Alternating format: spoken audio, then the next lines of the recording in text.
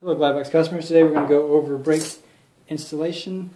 What you're going to need is your cable guide, your brake cable, and your noodle.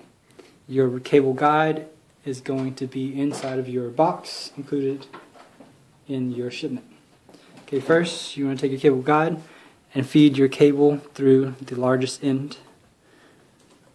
Make sure it goes all the way through so that your end meets and goes inside. Once the cable guide is installed, you want to feed the cable and the guide through the cable bridge so that the nipple end will poke out. Once you've got that in, you want to include your noodle. And just push the noodle all the way through to where it meets the end. Next, you want to take your brake arm on the opposite side and feed the brake cable through. Once you've reached the point of proper tension to where you have free spin, you want to go ahead and tighten it up with the tool provided. I'm going to use this tool to speed up the process a little bit. It's the same tool, it's just an Allen wrench. Alright, great. Once the brake cable has been tightened, you want to go ahead and squeeze it a couple of times to make sure that it springs back on both sides, and you want to spin it.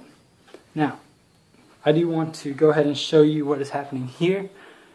On the right side, the brake pad is touching the wheel and causing slight friction, and it's slowing it down. If you are experiencing this, the part that we are going to need to first make sure is square is the brake pad. If the brake pad is properly aligned to the wheel, then no further adjustments need to be done. Just make sure that this pad is in proper alignment with this, and it's not touching the tire, and it's not touching one of the spokes. Now, next step that we want to do is turn your attention to this Phillips head screw right here.